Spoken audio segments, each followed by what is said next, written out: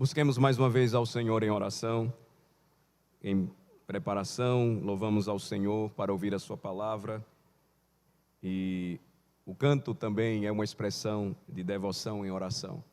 E a oração também é feita de forma pastoral, quando então nós buscamos ao Senhor e intercedemos pela igreja, intercedemos por nosso país, intercedemos pelos enfermos, intercedemos pelo avanço do Evangelho no mundo. Oremos ao Senhor. Ó Senhor, nesta hora bendita, ó Deus eterno em que o teu povo congregado está, e agora em santa preparação, estamos atentos para te ouvir falar, para ouvir a voz do Senhor através da pregação do Evangelho.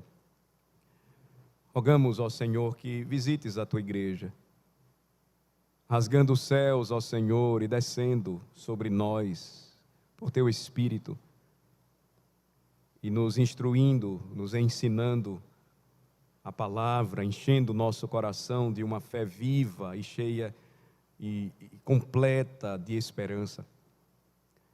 Ó Senhor, vem, visita a tua igreja, abençoando-a. Visita, Senhor Deus, as igrejas de Cristo em nosso país, fazendo-as prosperar, se espalhar por nosso solo pátrio. Pois sabemos, ó Senhor, que a transformação da nossa nação não virá pela cultura, pela educação, pela economia ou pela política. A transformação da nossa nação se dará de forma sobrenatural, pois só esta, ó Senhor Deus, muda o homem por completo e faz com que ele entenda que o seu fim principal é a glória do Deus Trino. É a transformação pela pregação do Evangelho que vai mudar os rumos da nossa nação. Por isso clamamos ao Senhor que fortaleças as tuas congregações, os teus ministros que agora se levantam neste dia para pregar a tua palavra. Abençoa as nossas casas, Senhor, fortalecendo os nossos lares em Cristo. Abençoa os nossos filhos, ó Senhor, para que permaneçam fiéis ao pacto e confiem e amem ao Senhor como amamos, e que amem a igreja, que é a tua noiva, como nós amamos. Visita, Senhor Deus, o nosso país, tem misericórdia dos nossos líderes.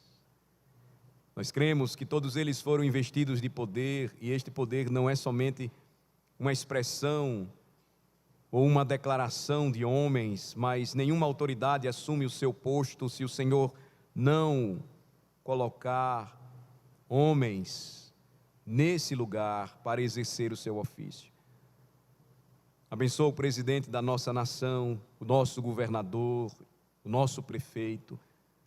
Abençoa os nossos legisladores, magistrados. Coloca em seus corações, ó Senhor, o teu temor, pois este é o princípio da sabedoria.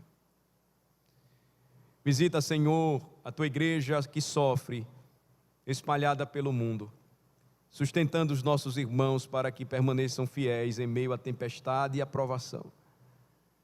Visita, Senhor Deus, a tua igreja para que, se espalhando pelo mundo, cumpra a profecia de que um dia o conhecimento do Senhor será tão vasto sobre a terra, assim como as águas cobrem o mar. Visita, Senhor Deus, aqueles que se encontram enlutados nesta hora, cansados, aflitos, desesperançados. Visita, Senhor Deus, os enfermos. Intercedemos por aqueles que agora estão acamados, hospitalizados.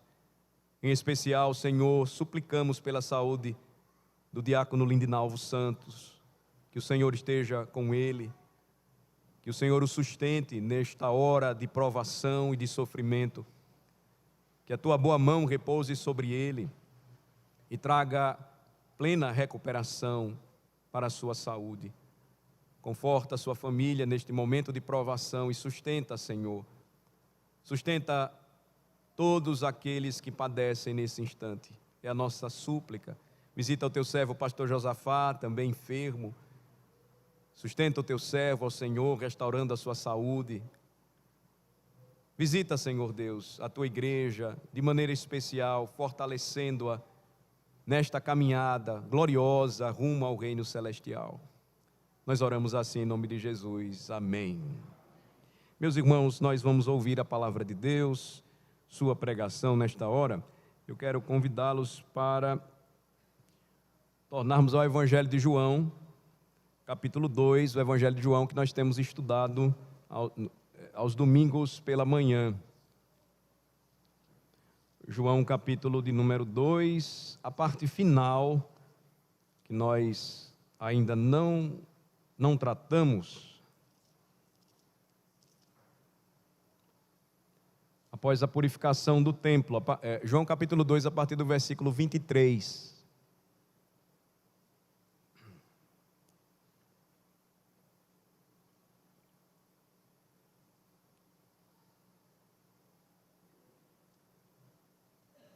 Lembrem-se que o Senhor Jesus, ele encontra na casa do Pai negócios que estavam sendo feitos, os quais não eram espirituais. E você percebe então que o Senhor Jesus vai e purifica a casa, ele purifica o templo, lembrando ao povo que o lugar do encontro jamais deveria ser profanado. É como se nós transformássemos este santuário, um lugar consagrado para a adoração do Senhor, em uma verdadeira feira de negócios seculares que deveriam ser feitos e são aprovados pelo Senhor nos outros dias da semana. Mas, como os puritanos diziam, no dia do Senhor existe uma negociação diferente. O dia do Senhor é o dia da feira da alma. É o dia em que nós negociamos com Deus coisas espirituais.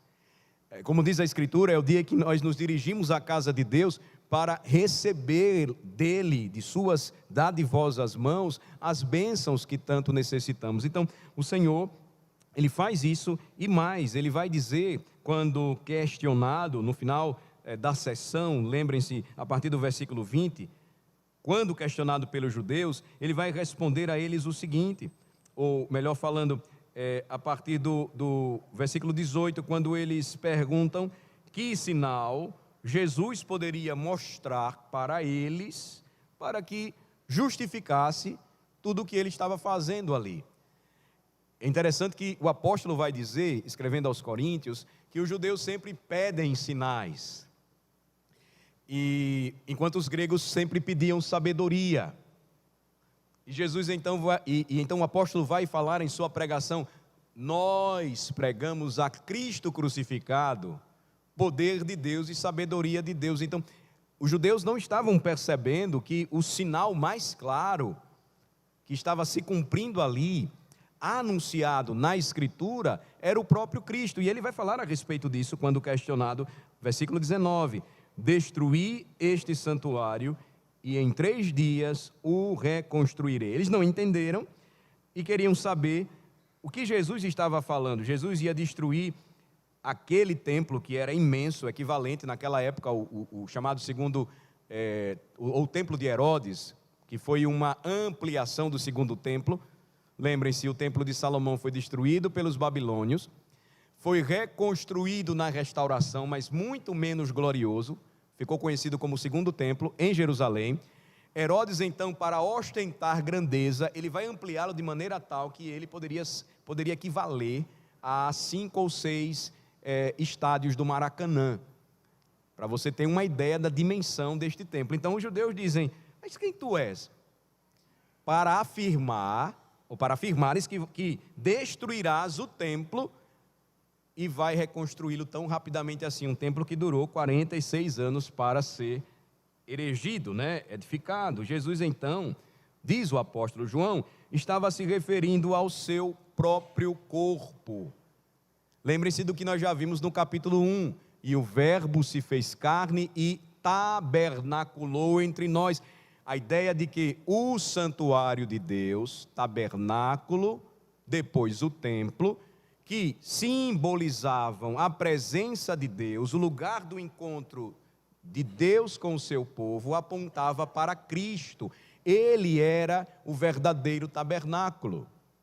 E ele estava falando então a respeito do que Paulo mais adiante vai dizer, e eu citei a vocês, quando ele fala aos Coríntios: Cristo é o poder de Deus e a sabedoria de Deus. A sua mensagem é Jesus Cristo e este crucificado. Jesus estava falando então da sua grande obra de salvação, da sua morte e posterior ressurreição. Em 3 dias esse templo seria gloriosamente reconstruído. Em 3 dias esse templo seria então glorioso, a referência à sua morte e posterior ressurreição.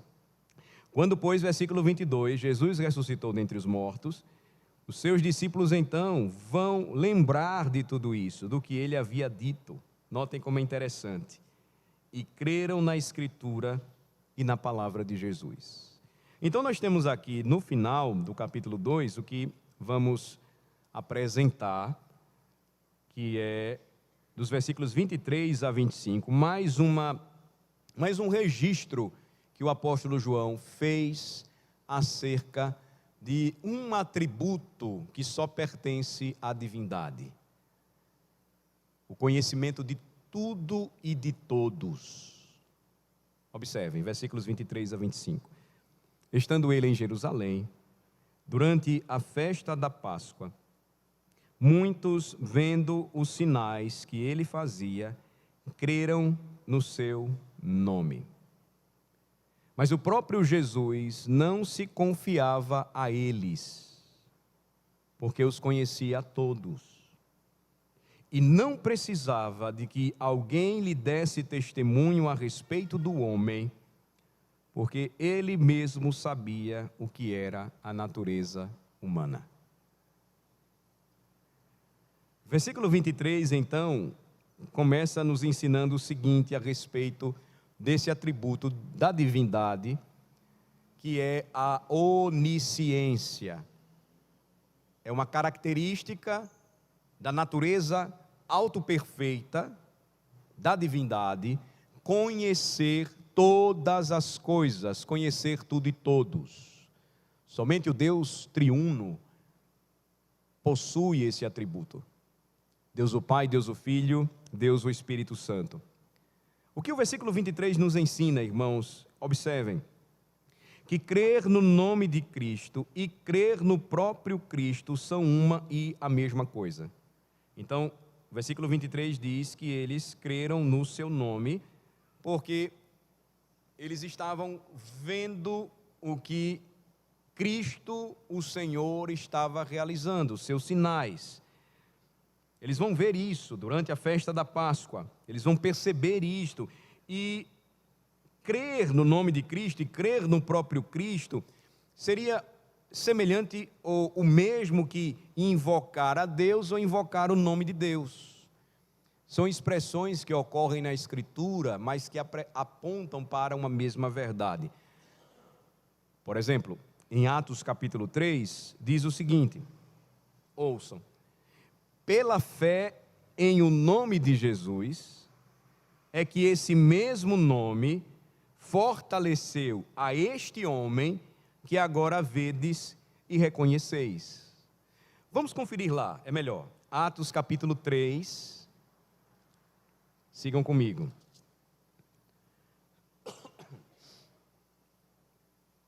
Contexto de Atos capítulo 3, lembrem-se, um homem paralítico, que todos sabiam quem era, que pedia esmolas em uma das portas deste grandioso templo em Jerusalém, a porta chamada Formosa, foi curado por Pedro e João em o nome de Jesus e passou a andar.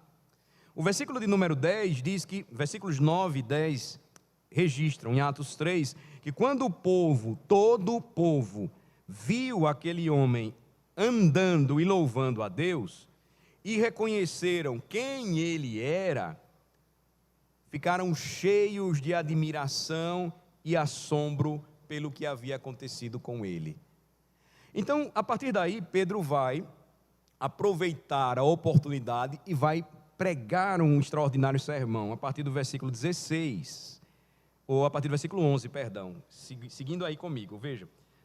Apegando-se ele a Pedro e a João, versículo 11, todo o povo correu atônito para junto deles no pórtico chamado Salomão. Veja, a cura ocorreu em uma porta chamada Formosa. Agora Pedro e João já estavam em outra porta chamada pelo nome do grande rei Salomão, e todos correm para lá para ouvi-los, porque viram o que eles fizeram, o que aconteceu diante do contato, do encontro dos apóstolos com aquele paralítico. À vista disso, versículo 12, Pedro se dirigiu ao povo dizendo: israelitas, por que vos maravilhais disto? Ou por que fitais os olhos em nós, como se pelo nosso próprio poder ou piedade o tivéssemos feito andar? Judeus buscam sinais, e então eles queriam ou acreditavam que Pedro e João eram dotados de poder, ou por conta de seu temor e piedade a Deus, tivessem então curado aquele paralítico. Pedro começa a pregar e vai dar destino à mensagem, focando naquele que deveria ser o motivo de toda a honra, louvor e glória. Acompanhe, versículo 13, o Deus de Abraão, de Isaque e de Jacó, o Deus de nossos pais, ele apela para o Deus pactual, glorificou a seu servo Jesus, a quem vós traístes e negastes perante Pilatos, quando este havia decidido soltá-lo. Pedro então afirma: vocês preferiram um criminoso, vocês pediram que Barrabás fosse liberto, e vocês traíram e negaram aquele que deveria ser recebido como rei entre vocês. Vós, versículo 14, porém, negastes o santo e o justo, e pedistes que vos concedessem um homicida, um assassino, dessarte. Matastes o autor da vida, a quem Deus ressuscitou dentre os mortos, do que nós somos testemunhas. E aí notem agora o versículo 16. Pela fé em o nome de Jesus, é que esse mesmo nome fortaleceu a este homem, que agora vedes e reconheceis, sim, a fé que vem por meio de Jesus, deu a este saúde perfeita na presença de todos vós. Crer no nome de Cristo e crer no próprio Cristo são uma e a mesma coisa.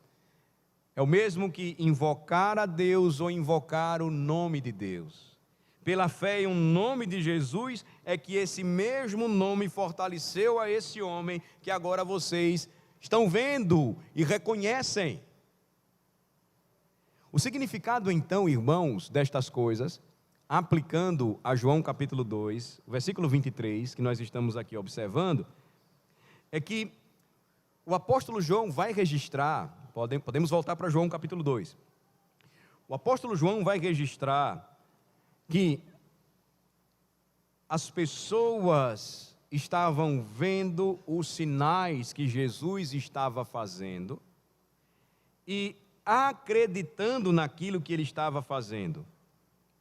O significado é que eles estavam acreditando nas coisas que estavam sendo publicadas, testemunhadas sobre a sua pessoa e sobre o seu ofício. Eles estavam começando a entender quem ele era, ou a perceber, melhor falando, quem ele era, e João diz que eles começam a crer em seu nome. Crer em seu nome, então, é uma expressão importante aqui em João 2,23. Crer em seu nome, portanto, no nome de Jesus, não é algo que deve ser considerado, ou que deve ser tomado em vão, ou que não deve ser levado em consideração, pois crer no nome de Jesus declara para o homem uma relação mútua entre Cristo e a sua palavra. A palavra de Cristo está ligada ao próprio Cristo, assim como a palavra de um homem está ligada ao homem. É o que o apóstolo João está registrando aqui de uma maneira impressionante. Eu vou repetir para que os irmãos gravem bem. Crer em seu nome, como diz aqui no versículo 23, no final do versículo 23, nos lembra que esta declaração, ela é importante para nos mostrar a relação que há entre Cristo e a sua palavra. E mais, pela pregação desta palavra, por meio desta pregação, que faz com que o mundo conheça ao Redentor Jesus Cristo. A relação, então, entre Cristo e a palavra, por meio da pregação, através da qual ele se dá a conhecer ao mundo, ele se dá a conhecer para os homens, é uma verdade aqui a ser destacada para nós nesta manhã. O que Jesus estava fazendo, os sinais que ele estava realizando, aquilo que ele estava comunicando, as palavras ditas por ele e testemunhadas por todos, quando ele purifica o templo, estavam ligadas à sua própria pessoa. O que tudo isso tem a ver conosco? Lembrem-se, Romanos 10, 17, a fé vem pelo ouvir, e o ouvir a pregação da palavra de Deus. Este é o meio ordinário estabelecido por Deus para o testemunho do nome de seu Filho. É por essa razão que pregar em nome de Cristo, falar em nome de Cristo, comunicar o seu Evangelho, não está separado da própria pessoa do nosso Salvador. Ele está ligado à palavra, porque a palavra lhe pertence.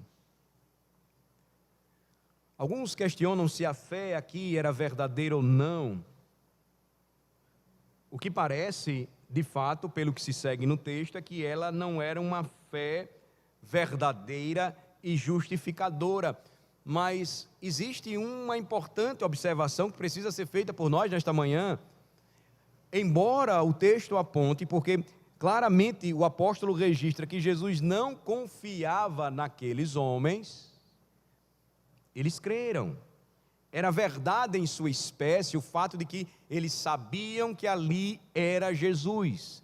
Eles sabiam que ali estava diante deles o Filho de Deus. Agora existe um passo mais importante a ser dado, é fato, e este é sobrenatural, que é ter fé verdadeira e justificadora para abraçar isso em sua alma. Veja como isso funciona. Eu posso explicar, talvez usando um exemplo bem simples. É possível que um homem venha a crer nos documentos chamados de evangelhos, através de uma pesquisa acurada e séria,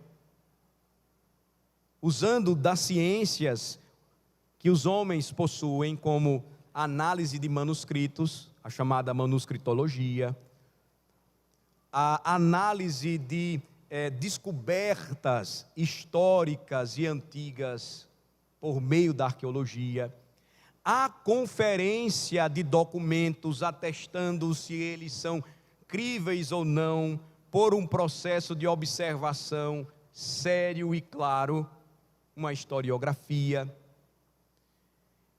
e concluir que, de fato, Jesus Cristo, o Jesus de Nazaré, ele existiu no mundo. No passado, esse termo ficou muito conhecido como a busca pelo Jesus histórico. Isso levou muitos estudiosos da Bíblia a concluírem que Jesus de fato existiu. Era verdade, de fato, que o que foi escrito ou dito ocorreu.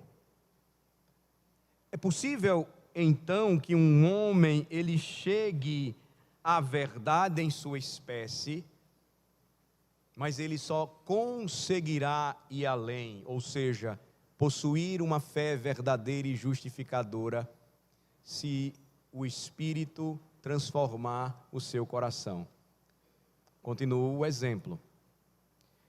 Um homem pode, então, chegar à conclusão que, de fato, os registros da Bíblia apontam para um período da história que existiu, mas ele não vai crer em milagres, ele não vai crer em conversão, ele não vai crer em céu e inferno. Ele pode até dizer, Jesus de fato existiu e ensinou sobre essas coisas, mas estas coisas não são reais, elas são apenas lendárias ou mitológicas. Esse é o ponto.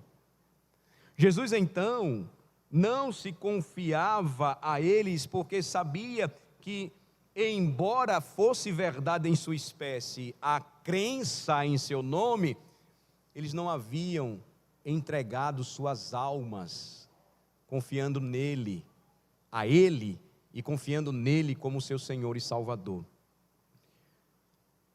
Por que razão, irmãos? Porque para que uma fé verdadeira, justificadora e salvadora seja constituída, o que o apóstolo Paulo vai chamar, escrevendo a Tito, capítulo 1, versículo 1, de a fé dos eleitos de Deus, 3 coisas pelo menos são necessárias.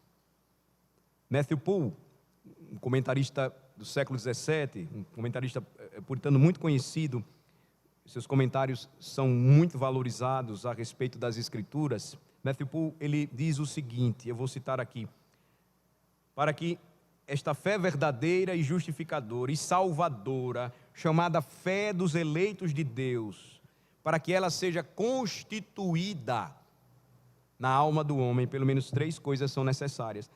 Matthew Poole as apresenta, eu vou tomá-las aqui para nós. A primeira delas: é necessário um conhecimento da proposição da palavra revelando Cristo. Primeira coisa necessária, um conhecimento da proposição da palavra revelando Cristo. É preciso conhecer a proposta do Evangelho, os seus pressupostos, as suas verdades, os seus apontamentos. É necessário. Matthew Poole continua, então diz como isso pode ser adquirido: por meio da leitura, por meio da meditação, por meio da audição da palavra de Deus.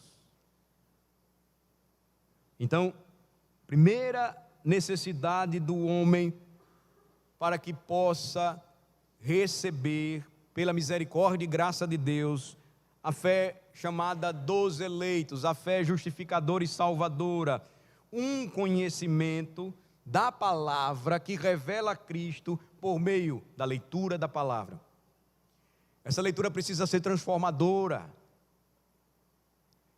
Ela não pode ser apenas uma leitura em busca de um conhecimento que vai fazer com que, como eu citei, como exemplo, se torne uma verdade, uma verdade acessível, se torne uma verdade em sua espécie, ou seja, na definição do que é verdade, é preciso mais. É aquela leitura, como diz o salmista Davi, que faz com que o coração comece a arder em chamas à medida em que o homem toma a Escritura em suas mãos. É preciso meditar sobre a Escritura, e a meditação sobre a Escritura, ela vai fazer então com que essa transformação, ela se torne mais forte, mais densa, mais profunda, ela cresça e cresça mais e mais. É necessário audição desta palavra. O nosso catecismo maior fala sobre o dever do crente saber, buscar aprender, ouvir sermões. Anos atrás escrevi uma pastoral sobre esse assunto. Como ouvir sermões. Você pode encontrar no histórico de pastorais, que nós temos todas elas publicadas no site da nossa igreja. Ouvir com atenção, com santo temor, ouvir em oração, ouvir com um coração ensinável, ouvir com fé, crendo que de fato esta é a palavra de Deus. Quando o apóstolo Paulo escreve aos Tessalonicenses, uma das questões ou uma das verdades que desperta a sua admiração naquela igreja tão jovem é que eles receberam a pregação da palavra como de fato ela era ou deveria ser recebida, como palavra de Deus. Então esta é a primeira necessidade do homem. Matthew Poole fala sobre um conhecimento da proposição da palavra revelando Cristo. A segunda coisa é o assentimento, é a concordância. Muitos ouvem a pregação da palavra, e lembrem-se, a pregação da palavra anuncia o nome de Cristo está associado à sua palavra, mas não concordam com ela, rejeitam a palavra. Matthew Poole vai dizer então que o assentimento é o ato do entendimento, concordando com a verdade da palavra revelada. Não pode ser então a resposta do homem um amém vazio, mas uma solene afirmação concordante com o que está ouvindo, porque crê que de fato o Evangelho é a própria palavra de Cristo, que o Evangelho fala a respeito do nosso glorioso Salvador. É preciso concordar com a verdade da palavra revelada.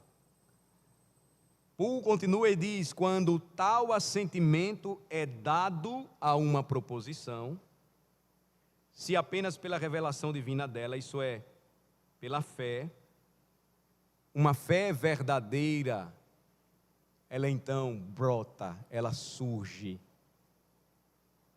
É a forma como o Senhor opera no coração do homem.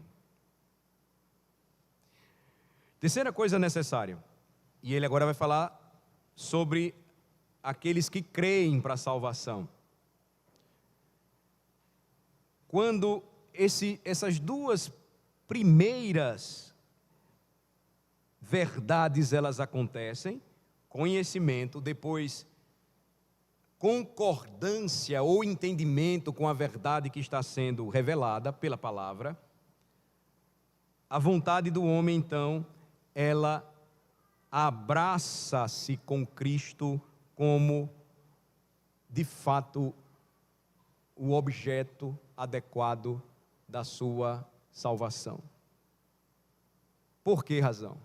Veja, ele vai explicar que quando você recebe, você conhece, e esse conhecimento ele é transformador, você responde com fé, você concorda, você é levado então a abraçar a Cristo como seu maravilhoso Salvador.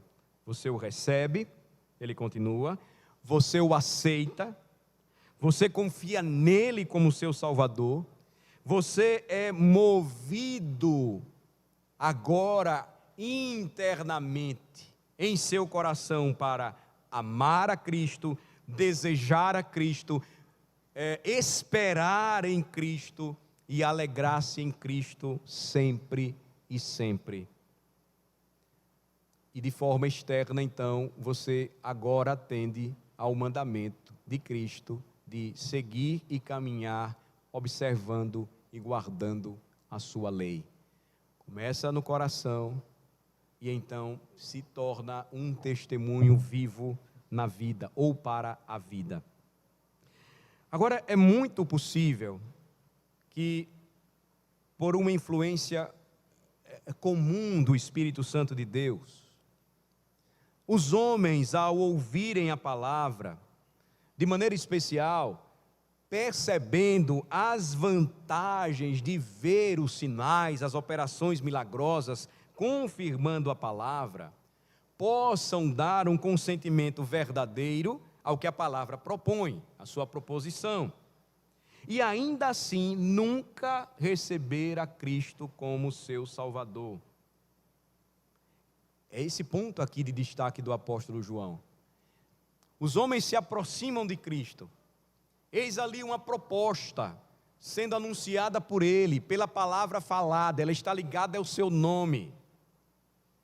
Mas isso não fez com que eles se aproximassem de Cristo, como de fato todo homem deve se aproximar, com confiança, com desejo santo de pertencer a Ele, de amá-lo ou obedecê-lo.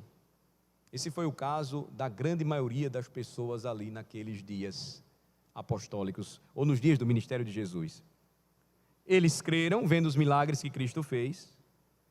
Eles queriam um devido conhecimento de Cristo, fundamentado na palavra, mas eles não tinham qualquer concordância, consentimento firme, certo, fixo, fundado no discernimento da verdade proposta pelo Senhor em seu Evangelho. A concordância deles foi súbita, notem.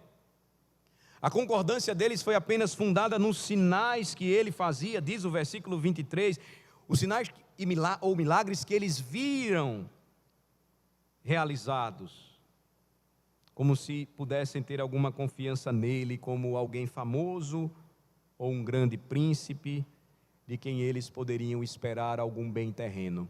Mais à frente, João capítulo 6, quando Jesus multiplica pães e peixes, e ele atravessa o mar da Galileia, ele passa para o outro lado, e de repente a multidão vai atrás dele, chegando em barquinhos. Jesus confronta a multidão dizendo assim: vocês estão atrás de mim porque vocês comeram pão e estão de barriga cheia. Procurem o verdadeiro pão que desce dos céus. Esse matará a fome de vocês eternamente. Mas eles não compreendem, porque o que eles queriam era receber de Jesus apenas algum bem terreno, como se Jesus fosse um milagreiro famoso e alguém que poderia sustentá-los e assim eles não precisariam mais trabalhar. Tudo isso, irmãos, estava longe o suficiente da verdadeira fé salvadora. Ela exige conhecimento da verdade, ela exige concordância ou confirmação à verdade, por isso que todo crente, ele é preparado para iniciar a sua vida na igreja por meio de uma confirmação, ou, como nós chamamos, profissão da fé. Você precisa consentir, e assim então abraçar o Senhor de todo o seu coração. Versículo 24. Mas o próprio Jesus não se confiava neles, porque os conhecia a todos. Cristo não tomou todos esses crentes nominais, crentes aparentes em seu seio, nem os chamou depois dele, nem manteve qualquer comunhão familiar com eles. Mas ele vai apressar-se novamente para a Galileia, até que a sua hora chegasse, sabendo que em um local de perigo tão público, eles não eram confiáveis. Por ser o nosso Senhor, bendito para sempre, ele tinha conhecimento dos corações de todos os homens. O versículo 24 é claro para nós. Mas o próprio Jesus não se confiava a eles, porque os conhecia a todos. Versículo 25. E não precisava de que alguém lhe desse testemunho a respeito do homem, porque ele mesmo sabia o que era a natureza humana. Que verdade preciosa! perscrutadora para nós, para os nossos corações nesta manhã. Jesus não precisava de nenhuma informação sobre os princípios, características, personalidades, humores de todos os homens.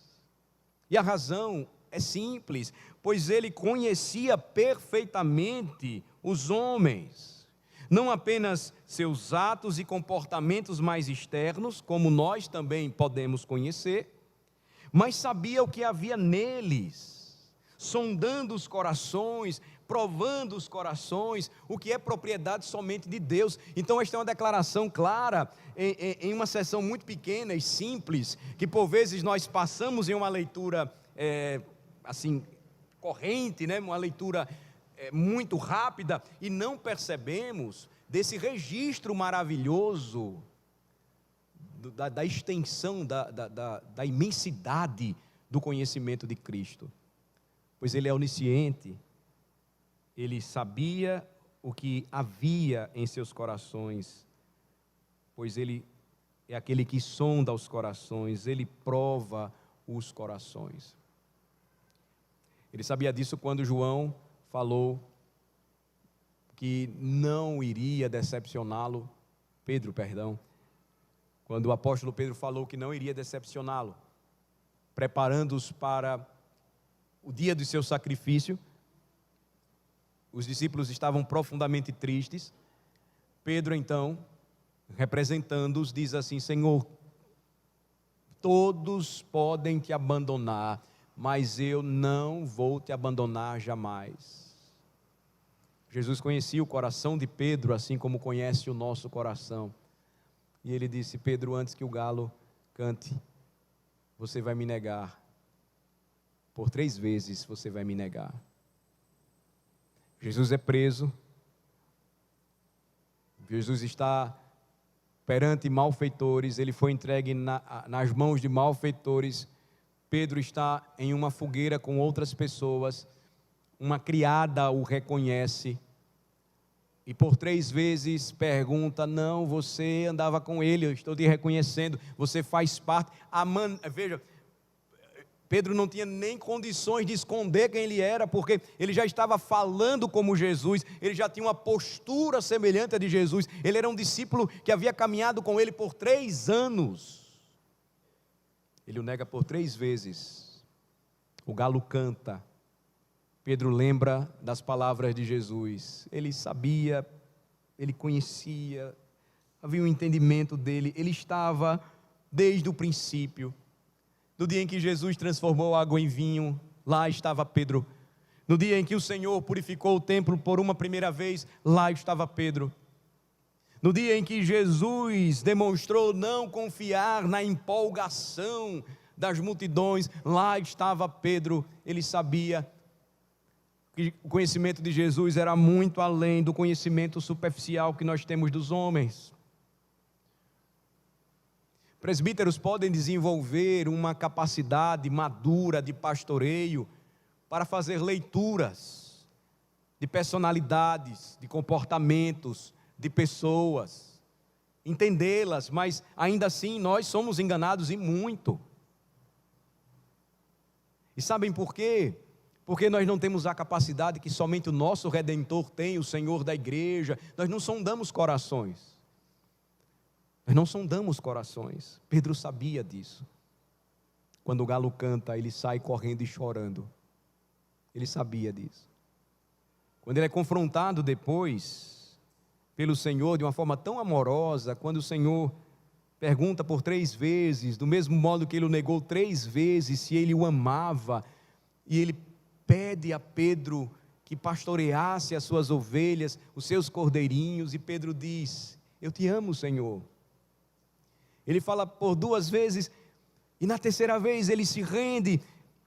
Talvez ele lembre que somente aquele que estava perante ele, o seu Salvador, conhecia e sondava o seu coração. E ele diz: Senhor, tu conheces tudo, tu sabes tudo, tu sabes que eu te amo. E o Senhor então diz: pastoreia as minhas ovelhas, pastoreia as minhas ovelhas. Meus irmãos, lembremos quem é o nosso Redentor, a quem servimos, a quem devemos todo o nosso amor, toda a nossa esperança, confiança. Ele conhece o nosso coração. Por isso que, mesmo entristecidos ou envergonhados, quando nós confessamos os nossos pecados,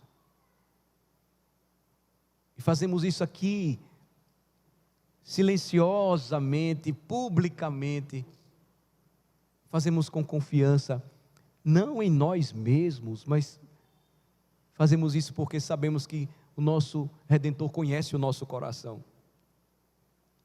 E Ele nos perdoa os pecados.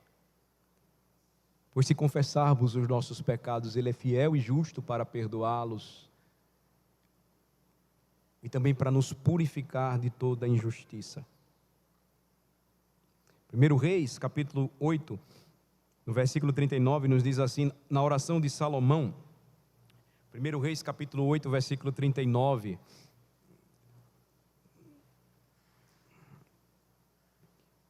Ouve tu nos céus, lugar da tua habitação. Perdoa, age e dá a cada um segundo todos os seus caminhos. Já que lhe conheces o coração, porque só tu és conhecedor do coração de todos os filhos dos homens. Irmãos, que maravilhosa declaração, então, nós temos aqui no Evangelho de João. Ela se coaduna, ela se soma. Salomão ora e, quando representa o povo em oração, ele reconhece que somente Deus é conhecedor do coração de todos os filhos dos homens. E aqui o apóstolo então está dizendo que Jesus não se confiava a eles porque os conhecia todos, ele sabia o que era a natureza humana, porque ele conhece o coração de todos os filhos dos homens. Somente o Senhor, diz o salmista, é aquele que forma o coração de todos eles e, portanto, que contempla todas as suas obras. Salmo 33, versículo 15. Então, irmãos, o que observamos antes é novamente perceptível aqui, em João capítulo 2, que muitas vezes, nas Escrituras Sagradas, para confirmação adicional de uma proposição do Evangelho, há uma afirmativa universal, sendo adicionada como uma negativa contrária, como se fosse algo antitético aqui. Eles creem, mas Jesus não confia neles. Isso deve nos chamar a atenção. É uma forma explicativa da palavra para nos chamar a atenção com respeito a uma verdade importante. Eles creem no nome de Jesus, mas Jesus não precisava do testemunho de alguém para não confiar neles, porque conhecia os seus corações. E isso deve nos chamar a atenção hoje, nesta manhã, para a verdade básica ligada a essa doutrina que fala sobre esse atributo de Deus que possui todo o conhecimento. É que somente Ele tem o poder de conhecer os corações dos homens. Somente Ele. De forma que nós não podemos esconder nada dEle. De modo que nós não podemos nem mesmo nos esconder dEle, como diz o Salmo 139, no mais profundo abismo, pois lá Ele também se fará presente. É por essa razão, meus irmãos, que nesta manhã, de forma muito simples, e aqui eu quero caminhar para a conclusão, a passagem que nós estamos vendo, a passagem que nós estamos estudando, ela nos lembra sobre uma gloriosa verdade uma preciosa verdade que deve mover o coração de todos os crentes, todos os dias de sua vida. Que essa relação preciosa entre o nome de Cristo e a sua santa palavra. Pois tudo o que nós conhecemos de Cristo está na palavra. E se eu deixo de crer nisto, se eu deixo de crer que a palavra de Deus, ou a Bíblia Sagrada é de fato a palavra de Deus, então eu começarei a definhar, eu começarei a adoecer, a enfermar, eu começarei a enfraquecer a minha alma em minha caminhada cristã. Mas se eu passo a confiar e crer que a Bíblia Sagrada, ela é a palavra de Cristo, ela é a verdade que está ligada ao nome de Cristo, eu vou lê-la de uma forma diferente, eu vou meditar sobre ela de uma forma diferente, eu vou atentamente ouvi-la de uma forma diferente, eu vou valorizar o tempo com ela, a palavra de Cristo, de uma maneira diferente, sozinho, em família, em comunhão com irmãos, principalmente na reunião solene do povo de Deus, quando no dia do Senhor, toda a liturgia é guiada pela palavra e pelo Espírito. Isso também nos chama a atenção para uma segunda verdade conclusiva. Só Cristo, Senhor da palavra, conhece o coração dos homens. Por isso não há transformação, mudança de vida sem a palavra, sem a sua pregação. Por isso que a valorização da pregação é algo que deve ser defendido pela Igreja de Cristo.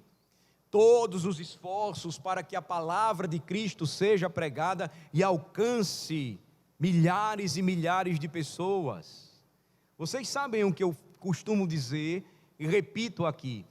Do mesmo modo que o apóstolo Paulo sabiamente, ele utilizou as vias romanas, as estradas romanas, que eram utilizadas para o comércio e para as viagens seguras daqueles sob o império, para transitar pelo império. E o apóstolo tomou essas vias romanas para viajar entre as cidades e pregar o evangelho. A Igreja de Cristo hoje deve ver as vias digitais como um grande e forte meio para a propagação do evangelho. As vias romanas hoje que nós temos, elas estão em fibras óticas e elas devem ser usadas. Nós devemos pensar, por exemplo, na quantidade de tempo que gastamos na internet e não compartilhamos estas verdades. Seja por meio de versículos ou porções bíblicas, seja por meio de pregações ou estudos da palavra de Deus, seja por meio da criatividade inteligente do cristão em fazer bom uso das mídias sociais, não em busca de fama, mas em uma ação conjunta como igreja. E aqui uma palavra importante para despertar os jovens: nós precisamos de mais jovens capazes e inteligentes, envolvidos na divulgação do bom conteúdo bíblico, teológico que a nossa igreja tem produzido. Quer seja por meio de estudos, lições, meditações, pregações, quer seja por meio da divulgação e do incentivo às igrejas para que seja restaurada a beleza e a simplicidade do culto público por meio do canto. Nós precisamos entender que a palavra está ligada ao seu Senhor. A Bíblia é a palavra de Deus e ela está ligada ao nome de Cristo. É a Ele quem servimos. Terceira e última consideração. É possível que você esteja aqui nesta manhã e se encaixe na classificação daqueles que estão conhecendo mas que não estão consentindo com a palavra pregada e, consequentemente, não estão abraçando a Cristo e o seu Evangelho. Essa é uma palavra de advertência, de alerta para você. Você não vai conseguir enganar por muito tempo a sua família, se você é um jovem cristão. Você não vai conseguir enganar por muito tempo a igreja, se você é um membro da igreja. Porque, do mesmo modo que Pedro não conseguiu esconder quem ele era, você não vai conseguir esconder quem você de fato é. Você não vai conseguir fazer isso. Por que eu estou dizendo isso? E você pode perguntar, mas pastor, por que o senhor está tocando nesse assunto? Porque ainda hoje se repetem as mesmas situações. Por exemplo, alguém chega na igreja extremamente empolgado com a fé reformada. Qual o primeiro contato de muitos? Internet. É o que tem atraído bastante. É um meio fácil de comunicação e extremamente impactante. Busca uma igreja em sua cidade. Procura uma congregação. Inicialmente a caminhada é empolgante, os sinais que estão sendo vistos são impressionantes, mas esta pessoa começa a perceber que a fé cristã envolve muito mais coisas. Ela exige de nós que entreguemos o nosso coração a Cristo, confiemos nele inteiramente. Mas ela está quieta, ela está envolvida e empolgada, ela continua caminhando, ela segue todos os passos. Ela se prepara para o batismo e profissão de fé, ou, se era membro de outra igreja, prepara-se para professar a sua fé e ser recebida em nossa igreja. Mas não dura muito tempo, ela some. Esse é um alerta para muitos que podem crer na verdade, mas não consentir ou concordar com ela em sua alma. E somente aquele que sonda os corações pode transformar a sua vida e fazer com que você se entregue de fato. Somente aquele que sonda mentes e corações pode fazer com que você experimente o que Tomé experimentou, pois ele não estava na primeira aparição de Jesus, já ressuscitado, e ele então desdenha dos seus irmãos, dizendo: se eu não vir a Jesus perfurado, com as chagas nas mãos e nos pés, eu não vou acreditar. Jesus então aparece segunda vez e de uma forma impressionante. Eles estavam todos em uma casa, as portas estavam fechadas, e Jesus então entra na casa. Não era um fantasma, e sabem por quê? Porque somente ele que criou as leis da física, somente ele que criou todas as leis que nós conhecemos, podia contrariá-las, sendo ele o próprio Deus. Tomé fica admirado, e é possível que ele tenha pensado: é um fantasma mesmo que está diante de mim, porque ninguém atravessa uma parede. Jesus o chama e diz: toca aqui, no meu lado. Toca aqui, nas minhas mãos. Não seja incrédulo, seja crente. Tomé então cai de joelhos diante de Jesus, e ele vai reconhecer o que João registra aqui. Ele vai dizer: Senhor meu e Deus meu. Ele sabia que só Deus poderia fazer estas coisas. Essa é uma realidade, irmãos, impactante para muitos, e porventura estão aqui, que estão conhecendo e entendendo, mas lembrem-se, é preciso um passo a mais.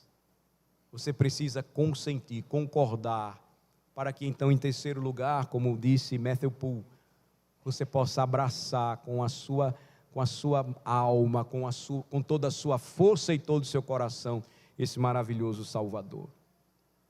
Esta é uma palavra importante também para aqueles que estão em Cristo, porque esta é uma grande bênção. Não há nada melhor do que viver e saber que receber, confiar em Cristo como seu Senhor e Salvador, ter o seu coração movido para amá-lo, desejá-lo, esperar sempre nele e alegrar-se sempre nele, e agora ter prazer em sua santa lei, é uma grande bênção sobrenatural, porque nenhum homem naturalmente experimenta essas coisas.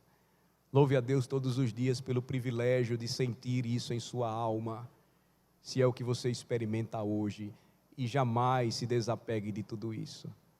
Tenha a palavra como de fato ela é, de Cristo. Leia a palavra como de fato ela é, de Cristo. Ouça a palavra, sua pregação, como de fato deve ser ouvida. Ela produz fé, e a fé vem pelo ouvir a pregação da palavra de Cristo. Vamos orar. Senhor nosso Deus, bendito, te exaltamos e recebemos com temor e tremor a tua palavra nesta manhã. Rogamos ao Senhor que fortaleça a nossa fé, aumente o nosso amor, apego à palavra de Cristo, sabendo que esta palavra está apegada à própria pessoa dele, que é o nosso Redentor maravilhoso, que um dia nos deu fé verdadeira para justificação, para salvação. Que nesta manhã também, ó Senhor, a tua palavra transforme os corações que ainda estão nesta primeira etapa, conhecendo, entendendo, que possam, ó Senhor, clamar pela fé que os leva, que pode levá-los a concordar, a consentir com tudo que está sendo dito. Pois esta fé é um dom, é um presente do Senhor, para que nenhum homem se glorie por suas próprias obras.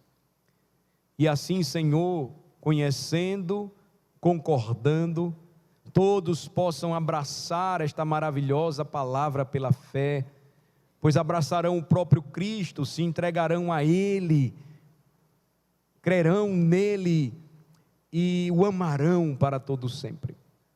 Abençoa-nos, Senhor, e recebe a nossa gratidão pelo privilégio de mais uma vez ouvir a voz do Evangelho. Em nome de Jesus é que oramos. Amém.